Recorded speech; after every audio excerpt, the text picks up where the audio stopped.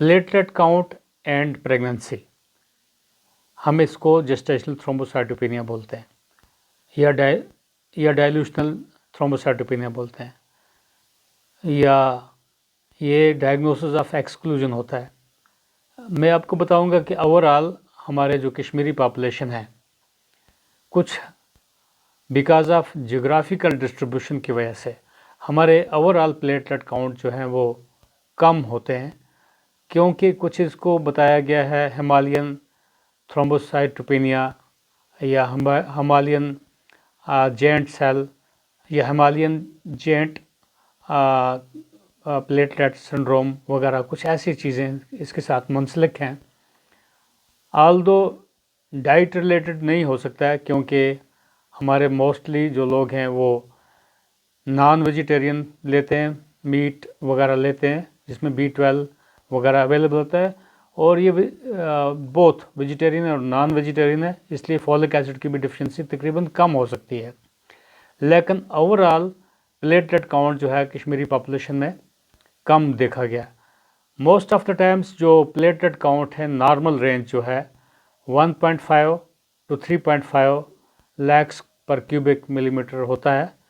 लेकिन जब platelet count less than 1 lakh होता है, इसको हम थ्रोम्बोसाइटोपेनिया बोलते हैं। और प्लेटलेट काउंट अगर मोर देन 3.5 लाख से ज़्यादा होगा, यानी 4 लाख से ज़्यादा होगा, तो उसको थ्रोम्बोसाइटोसिस बताते हैं। इम्पॉर्टेंट चीज़ ये है क्वालिटी एंड क्वांटिटी। हमारे अक्सर लोग जो प्रेग्नेंट वुमेंस को हम देखते हैं या वो हॉस्पिटल में विज़िट करते हैं या कभी भी इंसिडेंटल CBC किया तो वहाँ पे देखते हैं सीवियर थ्रोम्बोसाइटोसिस या सीवियर थ्रोम्बोसाइटोपेनिया, प्लेटलेट काउंट बहुत कम या बहुत ज़्यादा होते हैं। दोनों का कंसर्न जो है कोई आयरन की डिफिशिएंसी के साथ भी है। दोनों सिचुएशन में कम प्लेटलेट्स भी हो सकते हैं, ज़्यादा भी हो सकते हैं। अब ये एक वास्ट टॉपिक है, लेकिन मैं थोड़ा मकसद पे आने की कोशिश करूँगा, क्योंकि प्लेटलेट जो हैं ये बोन मैरो से पैदावार होते हैं, वहाँ से स्टिमुलेट होते हैं, बोन मैरो ही से बनते हैं, और इनका पेरिफेरल पूल्स में जाते हैं, यानी कि ब्लड में जाते हैं। अगर हम किसी पेशेंट का बोन मैरो करेंगे, वहाँ सेंट्रल पूल में ज़्यादा प्लेटलेट्स होंगे as compare to peripheral pool. लेकिन डिपेंड करता है उसको जो थ्रोम्बोसाइटोपेनिया है, क्या वो प्राइमरी काज की वजह से है, यानी कि बोन मैरो में प्रॉब्लम है, क्या प्रोडक्शन ऑफ प्लेटलेट्स वहाँ कम हो रहा है, या पेरिफेरल प्रॉब्लम है जिनको हम सेकेंडरी थ्रोम्बोसाइटोपेनिया बोलते हैं, क्या पेरिफेरल डिस्ट्रक्शन ज़्यादा तो नहीं हो रही है। मैं और सिंप्लीफाई करने की कोशिश करूँगा, क्यों अक्सर जब भी किसी भी प्रेगनेंसी में खासकर जूँ टर्म स्टेज आता जाता है, तो उनमें क्या प्लेटलेट्स तकरीबन कम होते हैं, क्योंकि 10% जो है पॉपुलेशन में तकरीबन ये देखा गया है प्लेटलेट काउंट जो होते हैं at the end of third trimester platelet count कम हो जाते हैं। और तकरीबन ये देखा गया 1000 में से एक या 10,000 में एक औरत को बिल्कुल थ्रोम्बोसाइटोपेनिया ज़्यादा होता है, काफ़ी कम प्लेटलेट्स होते हैं। लेकिन जिन औरतों को प्रीवियसली अगर प्रेग्नेंट हुई होंगी, उस टाइम अगर ITP हुआ होगा, तो नेक्स्ट प्रेगनेंसी में ये रिलैप्स हो जाता है या ज़्यादा एक्सरबेशन होता है। दोबारा अभी इसमें डरने की बात नहीं है। Pregnancy is associated with hypercoagulable state, यानी कि प्रेगनेंसी में अगर प्लेटलेट काउंट कम भी होगा, लेकिन ये प्रोकोगुलेट स्टेट होती है। इसमें क्योंकि इंक्रीज लेवल्स ऑफ फिब्रिनोजन होती है, फैक्टर 8 है और 1 विलिब्रांड फैक्टर कुछ होते हैं। हाँ, प्रेगनेंसी में फिब्रिनोलिसिस सप्रेस होता है और reduction in the activity of protein S होती है। ये चेंज जो होते हैं ये इसीलिए फीमेल्स में ज़्यादा चांसेस की नहीं है कि ब्लीड होगा, क्योंकि इसमें ग्रेटर टॉलरेंस टू ITP वगैरह थ्रोम्बोसाइटोपेनिया को होती है compare to non pregnant women. हाँ, जनरली मैं बताऊंगा जो प्लेटलेट काउंट है, जैसे मैंने बताया 1.5 to 3.5 लैक्स पर क्यूबिक mm होता है। और इम्पॉर्टेंट है क्वालिटी एंड क्वांटिटी। अगर आपकी क्वालिटी प्लेटलेट्स की ठीक है, lower the platelet count, no tension. अगर आपके प्लेटलेट काउंट 3 लाख हैं या 4 लाख हैं, जिनको हम थ्रोम्बोसाइटोसिस बोलते हैं, अगर वो काम नहीं कर रहे हैं, मैंने प्लेटलेट काउंट 10 लाख 20 लाख तक भी देखे हैं, वो हाइपरकोगुलेबल स्टेट उसमें भी हो जाता है, उसमें एस्प्रिन लाइक ड्रग्स या हाइड्रोक्सी यूरिया कुछ ऐसी चीज़ें देना पड़ती हैं, तो और रिडक्शन करना पड़ता है, प्लेटलेट्स का काउंट कम करना पड़ता है, वरना थ्रोम्बोटिक स्ट्रोक्स वगैरह आ सकते हैं, ब्लॉकेज ऑफ वेसल्स आ सकती हैं। अब देखिए, जब हम सीबीसी करते हैं तो सिसमैक्स कुछ मशीन्स होती हैं, ऑटोमेटिक एनालाइजर्स होते हैं, तो उनमें क्या होता है कि अगर एक ही सैंपल हमने निकाला, 3 एनालाइजर्स में डाल दिया, 3 का अपना अपना वेरिएशन प्लेटलेट काउंट होता है, दूसरे में 1.5 तक आ जाता है, तीसरे में 1.25 तक आ जाता है। सो ये थोड़ा फ्लक्चुएट करते रहते हैं। लेकिन एक इम्पॉर्टेंट चीज़ है, क्या हमने सैंपल कितना निकाला है, क्या कंसर्न सिस्टर्स जो है, क्या कंसर्न सिस्टर्स है उसने प्लेटलेट करने के लिए सीबीसी एनालिसिस करने के लिए क्या जो ईडीटीए ट्यूब में जो सैंपल डाला है, क्या वो कम सैंपल तो नहीं है। कभी क्या होता है, वेरिएशन होता है, ईडीटीए ज़्यादा होता है और ब्लड सैंपल जो होता है वो कम होता है। सो वो ईडीटीए भी प्लेटलेट्स को डिस्ट्रॉय कर लेते हैं। हमें कलेक्शन एरर, और जब भी सीबीसी के लिए अगर आपको निकालना होगा सैंपल, तो आप उसको नीडल से निकालना तो है, लेकिन उसके बाद नीडल हटा देनी है और ट्यूब में आपको जो ट्रांसफ़र करना है, तो वो उस तरीके से उसमें ट्यूब में जाना चाहिए, और ट्यूब को तकरीबन 10 बार टिल्ट करते रहना चाहिए होता है। ये एक मैं आपको टेक्निकल स्किल्स बताने की कोशिश कर रहा हूँ, ताकि आपका जो प्लेटलेट्स सर्वाइव करते हैं कि शेक करते करते, मूवमेंट करते करते, अगर आपने प्लेटलेट्स के लिए सैंपल निकाला, वो छोड़ दिया वहाँ पे, वो वहाँ पे सेटल हो जाएगा। उस तरीके से प्लेटलेट आपके सामने एक्यूरेट रिपोर्ट्स नहीं आएंगी। इस तरीके से कुछ कंडीशंस होती है, तो उनमें प्लेटलेट्स काउंट कम आ सकता है, जैसे सिरोसिस ऑफ लीवर है, क्रॉनिक लीवर डिसऑर्डर्स हैं, सेकेंडरी कॉजेज जो हैं, ऑटोइम्यून डिसऑर्डर्स हैं, वो अंडरस्टैंड करके रखना है। मैं ख़ासकर ये प्रेगनेंसी के बारे में, थ्रोम्बोसाइटोपेनिया के बारे में बताने की कोशिश कर रहा था। तो ऑप्टिमम मैनेजमेंट जो प्रेगनेंसी में जो है, इसमें लेबॉरेटरी का कोऑर्डिनेशन चाहिए, इसमें ऑब्स्टेट्रिशियंस का जो गायनेकोलॉजिस्ट आपका ट्रीट करने वाला होगा, हेमाटोलॉजिस्ट या ट्रांसफ्यूजन स्पेशलिस्ट जो डॉक्टर होते हैं, हेमाटोलॉजिस्ट होते हैं, क्योंकि एनेस्थीसिया के साथ मिलके, क्योंकि उनको कहीं लोकल एनेस्थीसिया कभी देना पड़ता है, कभी स्पाइनल एनेस्थीसिया देना पड़ता है। स्पाइनल के लिए उनकी अपनी गाइडलाइंस हैं। पहले गाइडलाइंस ये थी कि भाई जिसको भी प्लेटलेट काउंट 1 लाख से नीचे होगा तो उसको जनरल एनेस्थीसिया दिया जाता है। लेकिन बाद में देखा गया, रीज़न क्या थी जनरल एनेस्थीसिया देने की, क्योंकि उनमें क्या था कि बच्चे का इंट्राक्रैनियल हेमरेज होने के खतरे थे। पहले एक्सटेंसिव स्टडीज़ नहीं देखी की गई थी, लेकिन ग्रेजुअली देखा गया भाई बेबी को कुछ नहीं होता है। वो रेयर केसेस में कहीं कुछ है, इंट्राक्रैनियल हेमरेज अगर हो तो हो, अगर प्लेटलेट काउंट मदर का बहुत ड्रास्टिकली लो होगा। जैसे मैं बताऊंगा, प्लेटलेट काउंट अगर लेस देन 10,000 अगर होगा, और वो भी आईसीयू सेटिंग में, तब प्लेटलेट लगाने पड़ते हैं।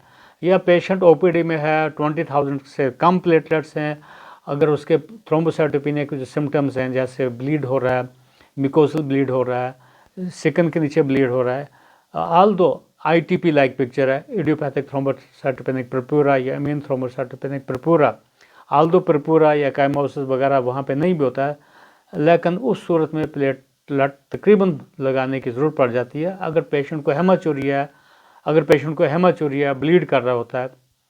इस तरीके से न्यूनेटोलॉजिस्ट को भी साथ में सपोर्ट के लिए अंडरस्टैंडिंग करके देखना है कि हाँ बाकी क्या प्लेटलेट का सिचुएशन क्या है, क्या मदर को कितना रिस्क हो सकता है। चूँकि मैंने बताया कि प्लेटलेट जो डिसऑर्डर्स हैं प्रेगनेंसी इज़ हाइपरकोगुलेबल स्टेट। ये बहुत सारी स्टडीज़ की गई हैं कि प्रेगनेंसी जो है मदर में जो आईटीपी वगैरह होता है वो एक सेफली डिलीवर हो सकता है। हेमोरेजिक रिस्क तकरीबन लो होते हैं, बोथ बच्चे को भी और मदर को भी। कुछ सेटिस्फैक्ट्री प्लेटलेट काउंट मदर में होने चाहिए। अगर फर्स्ट ट्राइमेस्टर में प्लेटलेट काउंट अगर फर्स्ट या सेकंड ट्राइमेस्टर में 20 या 30 हज़ार से कम हो जाता है, तो हम उसको एग्रेसिव तकरीबन ट्रीटमेंट दे सकते हैं। कुछ बेसिक सिंपल ट्रीटमेंट से स्टार्ट करते हैं। विटामिन सी एंड जिंक को ऐड करने की ज़रूरत होती है। लो डोज स्टेरॉइड्स देने की कोशिश करते हैं, ताकि प्लेटलेट जो सिंप्लीफाई करने की कोशिश करूँगा कि जो स्टेरॉइड्स होते हैं प्रेडिनिसोलोन 0.5 to 1.5 मिलीग्राम पर केजी बॉडी वेट देना पड़ता है, तो वो इसलिए ताकि एक स्टैटिक लेवल लाने के लिए, कि वो जो स्टेरॉइड्स हैं ये बोन मैरो को डायरेक्टली स्टिमुलेट करते हैं to produce more platelets. Simplify करने की कोशिश करूँगा। और पेरिफेरल प्लेटलेट डिस्ट्रक्शन को बचाता है स्टेरॉइड्स इम्यून थ्रोम्बोसाइटोपेनिया को ओवरकम करने के लिए। और ये स्टेरॉइड्स जो देते हैं तकरीबन एक चैलेंज भी दिया जाता है, तकरीबन 2-3 वीक्स तक देने के बाद सडन स्टेरॉइड टैपर हम कर भी सकते हैं, लेकिन लॉन्ग प्रोलॉन्ग के लिए नहीं करने की ज़रूरत है। उसके लिए स्लो टैपर करना होता है, एक जो गाइडलाइंस है उसको फॉलो करने की ज़रूरत होती है। जब भी प्लेटलेट काउंट प्रेगनेंसी में तकरीबन 30,000 तक हों, तो उससे नीचे अगर हों तो एक अच्छे तरीके से उसके ऊपर नज़र रखी जाती है। जब डिलीवरी नज़दीक आती है उसके ऊपर अच्छे तरीके से ख्याल रखा जाता है ताकि हाँ किस तरीके से मेंटेन करना है, क्योंकि उस टाइम क्या कि स्पाइनल एनेस्थीसिया या एपिड्यूरल एनेस्थीसिया के लिए एक कंट्रावर्शियल जैसे चीज़ें हैं कि वो एनेस्थीसिया वालों को अपनी जो गाइडलाइंस हैं या ओब्स्टेटिक एनेस्थीसियोलॉजिस्ट जो होते हैं वो पैनिक होते हैं, नहीं जी प्लेटलेट काउंट इतना होगा तो तभी हम ऐसा करेंगे। तो उस सूरत में प्लेटलेट की सपोर्ट ब्लड बैंक्स तकरीबन प्रोवाइड करता है। वो भी मैं आपको अलग वीडियो में बताने की कोशिश करूँगा। इसको हाँ रैंडम प्लेटलेट जो होते हैं, जो हम एक सिंगल डोनर जो ब्लड डोनेट करता है उसमें जो प्लेटलेट बनाते हैं तकरीबन 30 to 50 ml उसका कंसनट्रेट बना के ऑल दो ग्रुप स्पेसिफिक देना की ज़रूरत होती है, क्योंकि इसके प्लेटलेट राइज होते हैं, इंक्रीमेंट ठीक होता है अगर नॉन ग्रुप स्पेसिफिक होगा, क्योंकि प्लेटलेट में तो आपके एंटीजेंस होते नहीं हैं। जो आरबीसीज के ऊपर एंटीजेंस होते हैं, प्लेटलेट्स के अंदर एंटीजेंस नहीं होते हैं। किसी भी ग्रुप का आप प्लेटलेट्स दे सकते हैं, बट प्रेफर करना है सेम ग्रुप होना चाहिए। प्लेटलेट रिच प्लाज्मा में थोड़ा सा एंटीबॉडीज़ का इफेक्ट हो जाएगा या वॉल्यूम ओवरलोड होगा, लेकिन प्लेटलेट कंसनट्रेट बहुत स्पेसिफिक होते हैं। ऐसा भी देखा गया जो प्लेटलेट काउंट जो प्रेगनेंसी में तकरीबन नॉर्मल डिलीवरी के लिए अगर प्लेटलेट काउंट 30,000 भी होगा तो ठीक है, पेशेंट में नॉट ब्लीड, क्योंकि मैंने बताया प्रेगनेंसी इज़ हाइपरकोगुलेबल स्टेट, लेकिन एवरीबॉडी गेट्स पैनिक। मैंने पहले बता दिया कि हाँ डिफरेंट एनालाइजर में डिफरेंट रिपोर्ट्स आ सकती है। एक ही प्लेटलेट का जो टेस्ट करने से या एक ही सीबीसी करने से हमें वो एक्यूरेट रिजल्ट्स नहीं मिल सकते, क्योंकि या तो सैम्पलिंग एरर होगा, वहाँ पे कलेक्शन में प्रॉब्लम हुई होगी, इसलिए रिपीट करना होता है। लेकिन इसमें साइंटिफिक चलना है, पैनिक होने की ज़रूरत नहीं होती है। सभी डर जाते हैं, नहीं प्लेटलेट कम हो गया, पेशेंट भी डर गया, नहीं। इस तरीके से जो नॉर्मल डिलीवरी है 30,000, हाँ एपिजाटमी जब करते हो तो 40,000 तकरीबन प्लेटलेट काउंट अगर होगा तो वो अच्छा रहता है। कुछ टारगेट प्लेटलेट्स रखने की ज़रूरत है, क्योंकि पहले जो प्लेटलेट्स के ऊपर जो ज़्यादा एक्सटेंसिव स्टडीज़ नहीं हुई होती थी, तो उसके पहले क्या है कि बहुत सारे लोगों को प्लेटलेट्स यूज़ किए जाते थे, मैक्सिमम पेशेंट्स को प्लेटलेट ट्रांसफ्यूजन किया जाता था। लेकिन प्लेटलेट्स ट्रांसफ्यूजन करने से क्या प्रॉब्लम आती है, प्लेटलेट एंटीबॉडीज़ डेवलप हो जाती हैं। Ideally platelet should be HLA matched, इतना सोफिस्टिकेटेड। हेयरवुल ल्यूकेमिया पेशेंट्स को या बोन मैरो ट्रांसप्लांट के लिए अलग तरीके से प्लेटलेट ट्रांसफ्यूजन के प्रोटोकॉल्स हैं, उनको फॉलो करने की ज़रूरत होती है। जो प्लेटलेट काउंट तकरीबन है अगर 75,000 तक हों तो सिजेरियन सेक्शन का इजीली ले सकते हैं, लेकिन रिसेंट गाइडलाइंस हमने जो देखा गया कि platelet count of 50,000 are fit कि हम पेशेंट को सिजेरियन के लिए ले सकते हैं। So platelet count of 50,000 is okay for caesarean section. लेकिन ये most of the times analyser पे जो प्लेटलेट काउंट है तकरीबन वो आप देखेंगे तकरीबन जेंट प्लेटलेट्स उसमें मेजर नहीं होते हैं। सो एक जेंट प्लेटलेट तकरीबन 8 प्लेटलेट्स के बराबर होता है। सो पीछे से अगर किसी पर्सन को, किसी वुमेन को जेंट प्लेटलेट्स ज़्यादा हैं तो उसमें वो स्मॉल जो प्लेटलेट्स होते हैं वो कम होते हैं। सो मैंने पहले बोला कश्मीर में जो जेंट थ्रोम्बोसाइटोपेनिया वगैरह भी हो सकता है, जेंट प्लेटलेट्स वगैरह ज़्यादा होते हैं, तो इस तरीके से मेगाकैरियोसाइट्स ज़्यादा होंगे, लेकिन आगे प्रोडक्शन या आगे उसमें एनालाइजर पे आएंगे नहीं। लेकिन वो देखना पेरिफेरल डिस्ट्रक्शन प्लेटलेट्स की है, एसोसिएटेड सिम्टम्स हैं, एसोसिएटेड कुछ प्रॉब्लम्स हैं। सिमिलरली जो ITP को जो प्रेगनेंसी में कैसे मैनेज करते हैं, कॉर्टिकोस्टेरॉइड्स देते हैं, IV इम्यूनोग्लोबुलिन तकरीबन फर्स्ट लाइन ये ट्रीटमेंट है, लेकिन कोशिश ये करते हैं हम सिंपल से सिंपल जस्ट देखते हैं कि हाँ जस्ट कॉर्टिकोस्टेरॉइड से अगर अच्छा रिस्पॉन्ड आ जाएगा तो अच्छी बात है।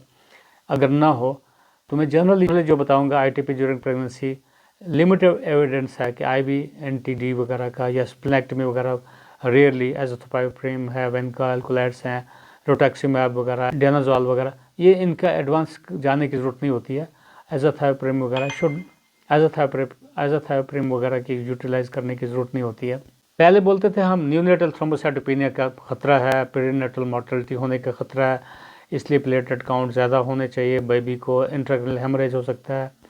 सो हाउएवर रिसेंट एविडेंस जब देखते गए, स्टडीज करते गए कि जो कुछ 1% लेस देन 1% बेबी में ऐसा कोई प्रॉब्लम्स नहीं देखी गई है, लेकिन पैनिक जो होते हैं हम लोग वो हमें कंफ्यूज कर देते हैं सबको। The incidence of severe neonatal thrombocytopenia अगर लेस देन 50,000 अगर मदर का प्लेटलेट काउंट होगा तो उसमें तकरीबन 5 या 10% लोगों में कुछ कॉम्प्लिकेशन आ सकती हैं, लेकिन 1.5% थ्रोम्बोसाइटोपेनिक न्यूनेट्स में तकरीबन ऐसा कुछ ऑल्दो रेयर स्टडीज़ हुई हैं, तो इनके ऊपर एक्सटेंसिव स्टडीज़ की ज़रूरत होती है। सो प्लेटलेट अगर कम होंगे, घबराना नहीं है प्रेगनेंसी में। Pregnancy is hypercoagulable state unless underlying एस्ट्रेटर कुछ अगर प्रॉब्लम्स हैं, जैसे आप देखेंगे ITPs के साथ जैसे हैं, अगर है रिसेंट हिस्ट्री ऑफ कफ है, वायरल इन्फेक्शन के साथ बोन मैरो सप्रेशन हुआ होगा, या ऑलरेडी एस्पिरिन खा रहे हैं, एंटी प्लेटलेट ड्रग्स खा रहे होते हैं, उसके साथ प्लेटलेट अगर कम होंगे तो उनको स्टॉप करना है, डिलीवरी से 1 हफ्ता पहले स्टॉप करना है। कई लोगों को प्लेटलेट सडनली नोट किए जाते हैं या तो थ्रोम्बोसाइटोपेनिया है। सो ब्लड बैंक आपको ये इन लोगों को, ऐसे पेशेंट्स को सपोर्ट करता है ताकि प्लेटलेट अच्छी तरीके से उनको सपोर्ट के लिए अगर ज़रूर पड़ेगा, क्योंकि प्लेटलेट का क्या लगाते ही इंक्रीमेंट तकरीबन 1 आवर के अंदर अंदर प्लेटलेट इंक्रीमेंट हो जाता है, राइज हो जाता है। साइंटिफिक अप्रोच होनी चाहिए। खासकर 3rd ट्राइमेस्टर में तकरीबन पेशेंट का फॉलोअप जो होगा हेमाटोलॉजिस्ट के पास वो उस तरीके से होना चाहिए ताकि लो डोज स्टेरॉइड्स अगर इंडिकेटेड हैं तो उनको मॉनिटर करना है वीकली इंटरवल में, क्योंकि स्टेरॉइड्स का ऑनसेट ऑफ एक्शन तकरीबन ऑलमोस्ट ये 72 आवर्स में इंक्रीमेंट स्टार्ट हो जाता है, और क्योंकि प्लेटलेट्स नए बन जाते हैं। तो मोस्ट इम्पॉर्टेंट है कि प्लेटलेट्स अगर कम होंगे घबराने की ज़रूरत नहीं होती है, अनलेस पेशेंट को गम ब्लीडिंग हो रही है, एपिस्टैक्सिस हो रही है। एज सच प्रेगनेंसी में क्या होता है, गम हाइपरट्रॉफी हो जाती है, तो कहीं ब्रश करने के साथ लोगों को, फीमेल पेशेंट्स को ब्रश करने के साथ ब्लीडिंग हो रही होती है, तो वो कोरिलेट करते हैं भाई प्लेटलेट कम हैं इसलिए। तो उस सूरत में ऑल्दो 5 डेंटल एग्जामिनेशन होने चाहिए गम हाइपरट्रॉफी के लिए, गम हाइपरप्लेसिया ड्यूरिंग प्रेगनेंसी।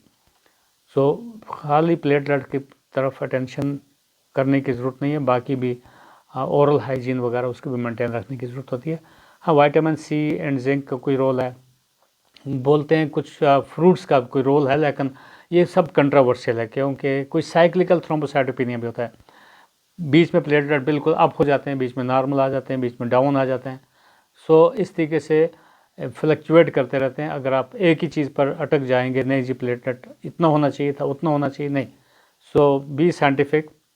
खासकर प्रेग्नेंट वुमेंस में तकरीबन कुछ फ्रूट्स का भी उनको ज़्यादा खाना चाहिए। अनलेस देखिए जैसे रेड फ्रूट्स जो भी हैं, कुछ जैसे पपैया बोलते हैं प्रेगनेंसी में नहीं लेना चाहिए, तो लोगों ने पपैया जूस एक्सट्रैक्ट वाले खाने की ज़रूरत कर रहे हैं, को वो अलग बात है। सो हमारा जो प्रेगनेंसी में जो इवेंट होता है, वो जो टाइम टल गया, पास हो गया, उसके बाद क्योंकि प्रेगनेंसी इज़ हाइपरकोगुलेबल स्टेट, एक हाथ से ये बात है, और दूसरी बात है प्रेगनेंसी में हीमोडाइलेशन हो जाता है, बहुत पानी तकरीबन 11 लीटर पानी प्लाज्मा एक्सेस हो जाता है, जो 42 डेज़ के बाद वो प्लाज्मा ख़त्म हो जाता है, पेशेंट नॉर्मल सिचुएशन में आ जाता है। एनीमिया से थ्रोम्बोसाइटोपेनिया होता है, आयरन डिफिशिएंसी से होता है, B12 से होता है, बहुत सारे काजेज़ हैं। सो इसलिए बट प्रेगनेंसी में एनीमिया से और ख़ासकर प्रेगनेंसी में थ्रोम्बोसाइटोपेनिया से घबराना नहीं चाहिए, और मैं ऐसे ही टिप्स बताने की आपको कोशिश करूँगा with similar message. All the best. खुदा हाफ़िज़।